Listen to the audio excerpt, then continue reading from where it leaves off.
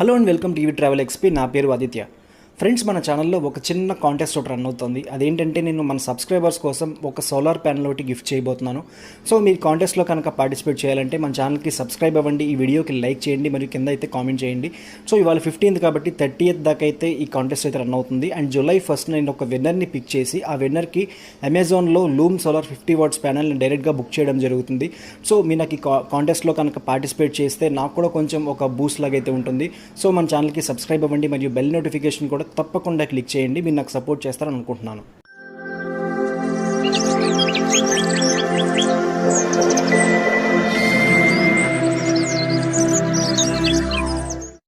మనందరికీ తెలుసు, last year కరెక్ట్గా ఈ టైంకి డీజిల్ రేట్ చూసుకుంటే 68 రూపాయలు కానీ 67 రూపాయలు కానీ ఉంది. కానీ ప్రస్తుతం డీజిల్ రేట్ చూసుకుంటే 96-97 రూపాయల దాకా డీజిల్ రేట్ పెరగడం జరిగింది. దీనివల్ల ట్రాన్స్పోర్ట్ రంగం బాగా ఇబ్బంది పడింది. అంటే ఒక్కొక్క లీటర్ పైన 30 రూపాయలు పెరిగిపోవడంతో ఎవరైతే ఆటో వాళ్ళు ఉన్నారో, లేకపోతే ఈ వెహికల్స్ నడుపుకునే వాళ్ళు ఎవరైతే ఉన్నారో వీళ్ళు బాగా ఇబ్బంది పడుతున్నారు. సో ఇది టైం మనకి డీజిల్ నుంచి మనం ఎలక్ట్రిక్కి మారేందుకు. సో కాబట్టి మనకి డీజిల్ నుంచి ఎలక్ట్రిక్కి మారేందుకు ఎలక్ట్రిక్ ఆటోస్ అయితే అందుబాటులో ఉన్నాయి. మన దేశంలో ప్రధానంగా బ్రాండ్ చూసుకుంటే మహీంద్రా ట్రియో కానీ అండ్ అపే ఈసీటీ కానీ ఇటువంటి ఆటోస్ అయితే మాత్రం అవైలబుల్గా ఉన్నాయి. వేరే వెహికల్స్ గురించి నేను మాట్లాడను, ఎందుకంటే బెంగాల్లో కానీ మనకి ఢిల్లీలో కానీ కొన్ని వెహికల్స్ అయితే ఉంటున్నాయి. అవి ఇప్పటికీ లెడ్ యాసిడ్ బ్యాటరీస్ తమ్మడం జరుగుతుంది. నేను దాని గురించి కూడా సెపరేట్గా వీడియో చేస్తాను. నాకు చాలామంది కాల్స్ చేయడం కూడా జరిగింది, భయ్యా 150,000కి నేను లెడ్ యాసిడ్ బ్యాటరీస్ తీసుకోవచ్చా, దానికి 6 months వారంటీ అంటున్నారు. అటువంటి వెహికల్స్ తీసుకున్నాక మీరు 6 monthsలో ఆ బ్యాటరీస్ అయితే పాడైపోతాయి. కాబట్టి 1,50,000 మీరు లాస్ అవ్వాల్సి వస్తుంది. ఈ 2 వెహికల్స్ అయితే మాత్రం ప్రస్తుతానికి మార్కెట్లో బాగున్నాయని చెప్పుకోవచ్చు, Mahindra Treo and Ape E City. So ఈ వీడియోలో నేను మహీంద్రా ట్రియో అండ్ అపే ఈసీటీకి ఒక కంపారిజన్ లాంటివి చేయబోతున్నాను. సో మనం ఈ వీడియో స్టార్ట్ చేద్దాం. ఫస్ట్ మనం ఈ వెహికల్ యొక్క సీటింగ్ కెపాసిటీ చూసుకుంటే మహీంద్రా ట్రియోలో మనకి 1+3 అంటే 4 in all అంటారు.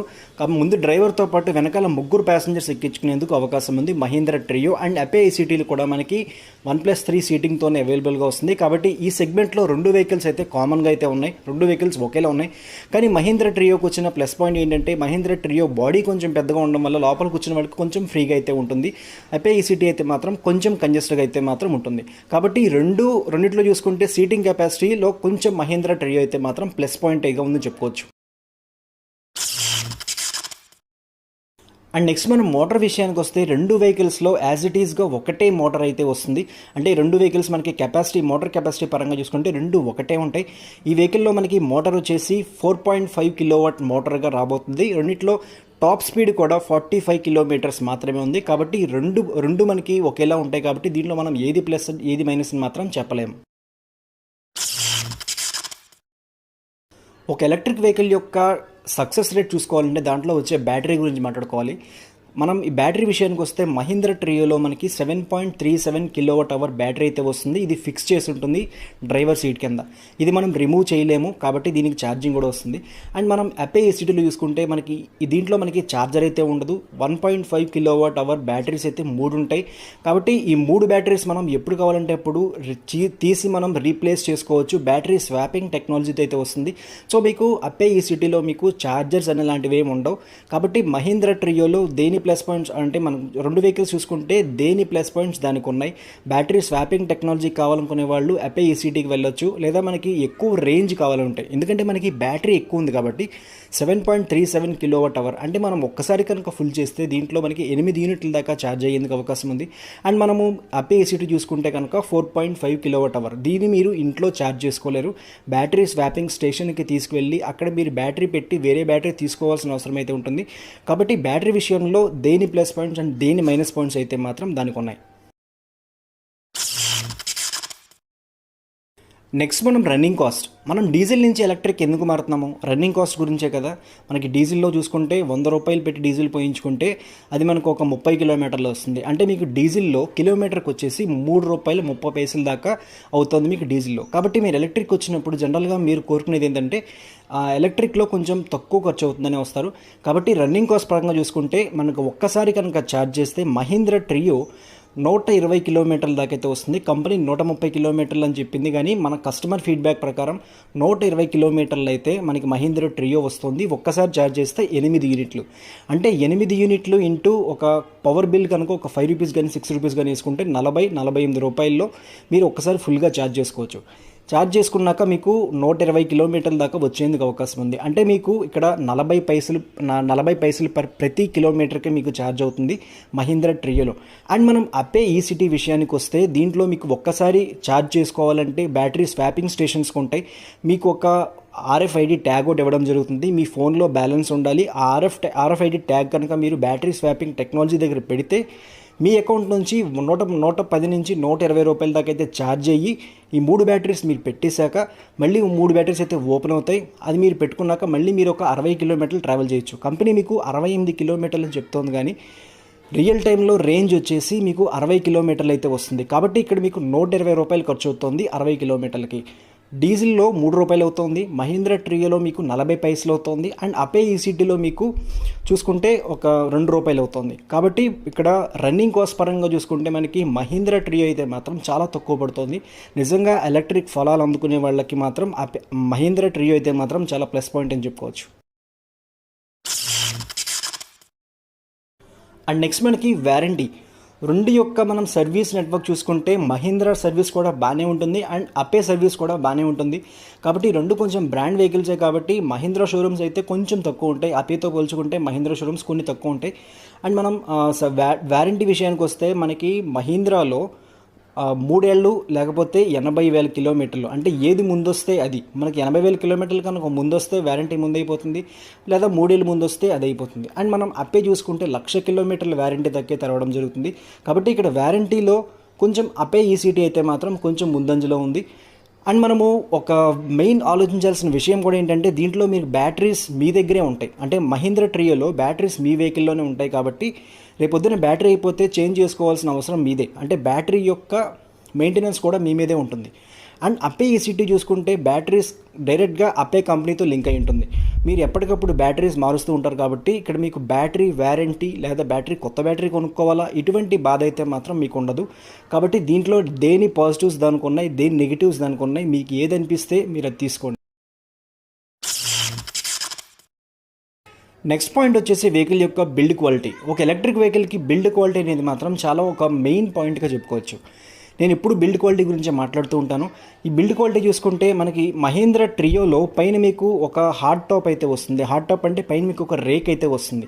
అండ్ మనం అపే ఈసీటీ చూసుకుంటే దీంట్లో మనకి పైన ఒక రెగ్జిన్ క్లాత్ అయితే వస్తుంది. ఎలాగైతే ఒక నార్మల్ డీజిల్ ఆటోస్ అయితే ఎలాగైతే ఉంటాయో అలాగే మీకు పైన ఒక రెగ్జిన్ క్లాత్ అయితే వస్తుంది. అండ్ మనం చూసుకుంటే మహీంద్రా ట్రియో కొంచెం పెద్దగా కనిపిస్తుంది అపే ఈసీటీ కంటే. ఎందుకంటే ఆ వెహికల్ కొంచెం లోపల స్పేషియస్గా డిజైన్ చేశారు, అంటే లోపల కొంచెం ప్లేస్ ఎక్కువ ఉండేలా డిజైన్ చేశారు. అండ్ మనం ఒకవేళ వెయిట్ చూసుకుంటే మహీంద్రా ట్రియో కంటే అపే ఈసీటీ ఇక్కడ కొంచెం వెయిట్ అయితే ఎక్కువ ఉంది. ఎందుకంటే దాంట్లో వాడే టెక్నాలజీ కానీ దాంట్లో వాడే ఒక ఐరన్ స్ట్రక్చర్ కానీ కొంచెం స్ట్రాంగ్గా ఉండడం వల్ల మనకి అపే ఈసీటీలో కొంచెం బిల్డ్ క్వాలిటీ అయితే స్ట్రాంగ్గా ఉంది. మీకు ఎక్కువ ప్లేస్ కావాలంటే మహీంద్రా ట్రియోకి వెళ్ళండి, కొంచెం ఫ్రీగా ఉండాలంటే మహీంద్రా ట్రియో తీసుకోవచ్చు. లేదా మీకు నార్మల్ ఒక డీజిల్ ఆటోలా ఉండాలంటే మాత్రం మీరు అపే ఈసీటీ తీసుకోవచ్చు. నెక్స్ట్ పాయింట్ వచ్చేసి లాంగ్ డిస్టెన్స్. అంటే రెండు వెహికల్స్లో ఏది మనం ఎక్కువ దూరం ట్రావెల్ చేయొచ్చు, లేదా నార్మల్ కండిషన్స్లో మనము ఏది వెహికల్ బాగా వాడచ్చు. ఇది మనం చూసుకుంటే మహీంద్రా ట్రియో మనకి 120 కిలోమీటర్లు రావడం వల్ల మీరు బ్యాటరీ గురించి ఇబ్బంది పడకుండా, అంటే బ్యాటరీ గురించి ఎప్పుడైపోతుందా లేదా ఛార్జింగ్ స్టేషన్ ఎక్కడుందో అని వెతుక్కోవాల్సిన అవసరం లేకుండా మీరు మార్నింగ్ కనుక 6 కనుక మీరు డ్యూటీ ఎక్కితే మధ్యాహ్నం ఒక 1 గంట 2 దాకా మీరు తిరగలిగితే 120 కిలోమీటర్లు తిరుగుతారు. అండ్ మళ్ళీ మీరు ఒక 4 గంటలు ఆ బండి కనుక ఛార్జింగ్ పెట్టుకుంటే మళ్ళీ మీకు ఈవినింగ్ అయ్యేసరికి ఒక 5కి మళ్ళీ మీరు ఆ వెహికల్ తీసుకుని అయితే వెళ్ళొచ్చు. అండ్ దీంట్లో మనకి ఒకవేళ కిరాయిలు కనుక ఎక్కువ వచ్చి మీరు కనుక ఎక్కువ దూరం వెళ్ళాలనుకుంటే మహీంద్రా ట్రియో పర్లేదని చెప్పుకోవచ్చు. అంటే మీ హైదరాబాద్ చూసుకుంటే ఆ చివరి నుంచి ఈ చివరి దాకా మీరు 2 సార్లు అయితే తిరగచ్చు.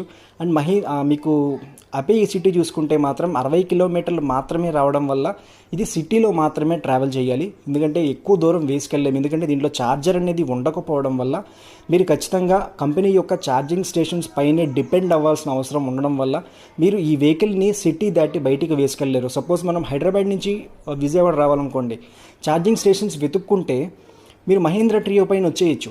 అదే మీరు అపే సిటీ పైన హైదరాబాద్ నుంచి విజయవాడ రావాలంటే మాత్రం కొంచెం కష్టం అవుతుంది. ఎందుకంటే దాంట్లో మీకు ఛార్జింగ్ స్టేషన్స్ అనేవి ఉండవు.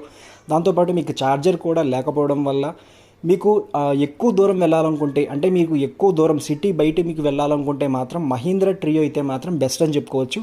లేదు మీ సిటీలోనే తిరుగుతారు, సిటీలోనే నాకు కిరాయి మొత్తం ఉంటుందంటే మాత్రం మీరు అపే సిటీ అయితే తీసుకోవచ్చు. ఇక్కడ మీకు మీ అవసరం బట్టి అయితే మాత్రం అయితే ఉంటాయి. ఛార్జర్ ఉన్న వెహికల్ తీసుకోవడం బెటర్ అని నేను చెప్తాను. కాబట్టి మహీంద్రా ట్రియో అయితే మాత్రం మీకు కాస్ట్ తక్కువ ఉంటుంది, రన్నింగ్ కాస్ట్ తక్కువ ఉంటుంది, ఛార్జింగ్ ఎక్కడ కావాలంటే అక్కడ పెట్టుకునే అవకాశం ఉంది. కాబట్టి ఇవైతే ఈ సెగ్మెంట్లో మనకి మహీంద్రా ట్రియో అయితే మాత్రం బెటర్ అని చెప్పుకోవచ్చు.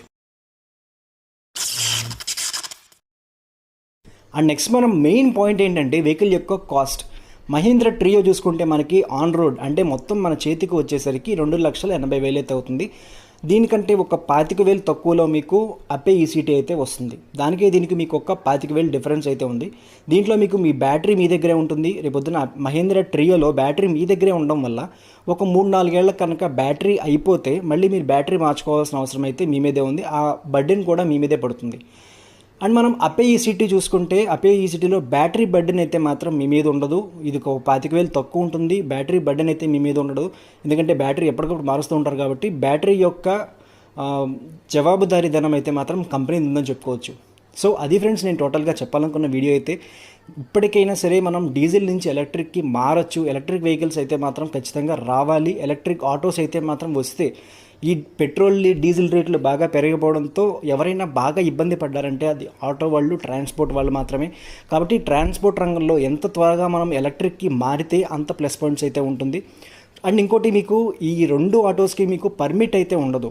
మీకు పర్మిట్ ఇది ఆల్ ఇండియా పర్మిట్. మీకు బ్లూ వెహికల్స్ అంటే ఇవి ఎలక్ట్రిక్ వెహికల్స్ అవ్వడం వల్ల దీంట్లో మీకు సిటీలో తిరగచ్చు, లేకపోతే సిటీలో తిరగకూడదు అన్న పర్మిట్స్ ఏ ఉండవు.